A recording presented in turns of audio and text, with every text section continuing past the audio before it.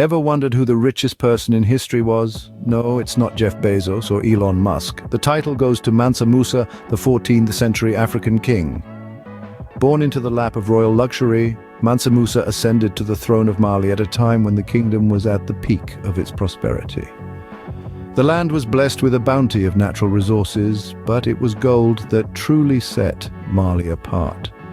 As the largest producer of gold in the world, the kingdom was a beacon of wealth and opulence, with Mansa Musa at its helm. This African king was not just rich, he was fabulously, almost inconceivably wealthy. His fortune was so vast that it's hard to put a number to it, even by today's standards. And yet, despite his immense wealth, there's so much more to Mansa Musa than just his riches. So who exactly was Mansa Musa? Let's delve into his story. Born into the ruling family of the Mali Empire, Mansa Musa was destined for greatness. The royal bloodline was a potent brew of power and prestige, and young Musa was steeped in it from the moment of his birth. His early years were spent under the watchful eyes of seasoned courtiers and experienced military strategists, shaping him into a future leader of note. Musa's formative years were not just about royal etiquette and military strategy. He was also exposed to the complex economic systems that underpinned the empire's wealth. This included the intricate network of trade routes that crisscrossed the Sahara, bringing gold, salt, and other valuable commodities into the empire's coffers. His education also extended to the realm of religion, with Islam playing a strong role in the empire's cultural and political life. Thus, Musa was groomed for leadership, armed with the knowledge and skills needed to navigate the complexities of ruling an empire. His destiny was to ascend to the throne and lead one of the wealthiest empires in the world. In 1312, Mansa Musa became the ruler of Mali. Not by birthright, but rather by appointment, as he was the deputy of Abubakar Keita II, who embarked on an expedition to explore the far side of the Atlantic Ocean and never returned. Taking the reins of a kingdom already rich with gold, Mansa Musa expanded its wealth and influence even further. His leadership style was both innovative and unifying. He divided his realm into provinces, each governed by a loyal deputy, ensuring the smooth running of his vast kingdom. He promoted education and religion, making Timbuktu a center of learning and Islamic scholarship. The hallmark of Mansa Musa's reign was the expansion of his kingdom. He conquered 24 cities, each with surrounding districts, vastly increasing Mali's size and influence. This solidified his power and contributed to the prosperity of his kingdom. His reign marked the beginning of an era of prosperity and wealth. Mansa Musa was not just a ruler, he was a visionary who transformed Mali into an empire of unimaginable wealth. Mansa Musa's wealth was astronomical. It was so immense that it's impossible to put a definitive number on it. A statement that rings true even today, centuries after his reign. But where did this staggering wealth originate? The primary source of Mansa Musa's wealth was the rich natural resources his kingdom was blessed with, particularly gold and salt. The Mali Empire was sitting atop vast reserves of these precious commodities. Gold, a symbol of luxury and power, was in high demand across Africa, Europe, and the Middle East. Salt, on the other hand, was a necessity, crucial for preserving food and maintaining health, making it equally valuable. The empire's strategic location between the salt mines in the north and the gold mines in the south placed it at the heart of trans-Saharan trade routes. This allowed Mansa Musa to establish a robust taxation system. Every ounce of gold or salt that was mined, traded, or transported through his domain was subject to a tax, filling the royal treasury to the brim. But Mansa Musa's wealth was not hoarded. Instead, it was used to cultivate prosperity within the Mali Empire. He invested in infrastructure, education, and the arts, transforming cities like Timbuktu into flourishing centers of culture and knowledge. His wealth was used to commission grand architectural projects such as the legendary Djinguereber Mosque, a testament to the empire's golden age that still stands today. His wealth also funded an army that provided security, ensuring peace and stability within the empire.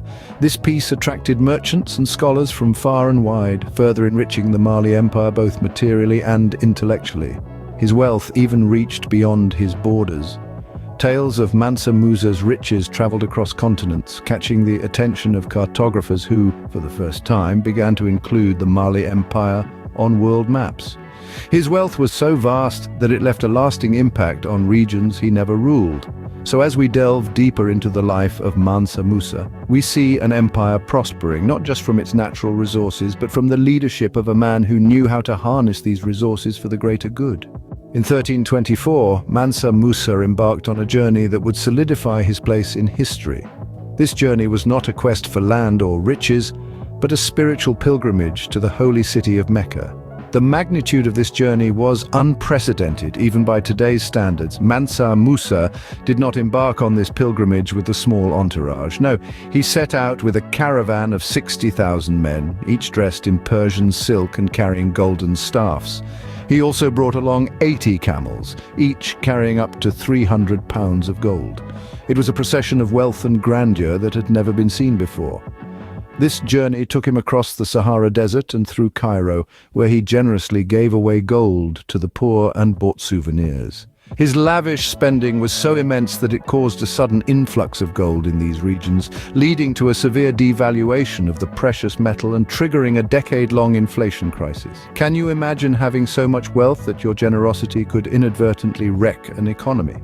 But Mansa Musa's pilgrimage was not just about flaunting his wealth. It was a profound demonstration of his deep-rooted Islamic faith. Along the way, he built mosques and educational institutions, some of which still stand today. These acts of faith and philanthropy were not just a testament to his wealth, but also to his commitment to his religion and his people. His journey to Mecca also had significant political and cultural implications.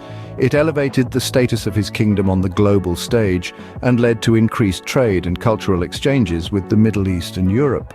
Mansa Musa's pilgrimage became a symbol of the wealth and power of the Mali Empire, and it put Africa on the map in a way that had never been done before.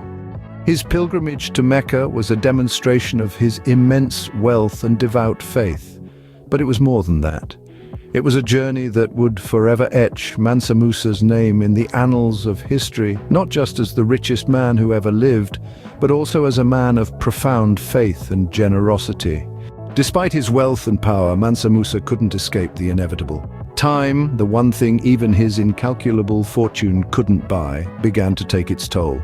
As the years passed, Mansa Musa, the Emperor of Mali, the man with an insatiable thirst for knowledge and a heart for his people, started to face the harsh realities of leadership.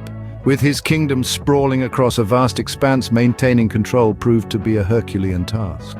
Rebellions started to spring up in the distant provinces, fueled by the desire for independence. Despite his best efforts to quell these uprisings, the once unified empire began to fragment. The cracks in his golden empire were starting to show. In addition to these internal struggles, external threats also began to emerge. The neighboring kingdoms, envious of Mali's wealth and power, started to encroach upon its borders. Mansa Musa, the man who had once dazzled the world with his wealth during his pilgrimage to Mecca, found himself in a precarious situation. The golden age of Mali was slowly fading into the annals of history. Yet even in the face of adversity, Mansa Musa remained resilient. He continued to rule with wisdom and integrity, striving to uphold the principles that had guided him throughout his life. Despite the challenges, he never lost sight of his vision for a prosperous and enlightened Mali. Eventually, the sands of time ran out for the great Mansa Musa. His death in the year 1337 marked the end of his remarkable reign. The man who had once held the world in awe with his wealth and power, the man who had transformed Mali into a beacon of knowledge and prosperity, had left the world. His passing was mourned not just in Mali but across the known world. A sense of loss permeated the air, for the world had lost a visionary, a leader, and a man of extraordinary wealth and generosity.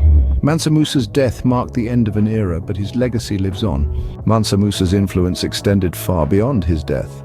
This extraordinary ruler, a man of immense wealth, left an indelible mark on history that continues to inspire awe and admiration.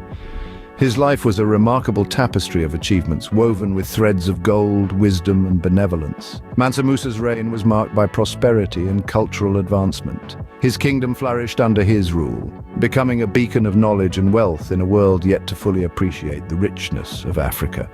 His generous endowments during his pilgrimage to Mecca boosted economies and gave rise to architectural marvels that still stand today. His wealth, estimated to be nearly 400 billion in today's dollars, is just a part of his legacy. His contributions to education, architecture, and the arts have left a lasting impression on the world. Even today, he's remembered not just for his riches, but for his wisdom and generosity. Mansa Musa was not just the richest person in history, but also a ruler whose legacy continues to inspire and intrigue historians and enthusiasts alike.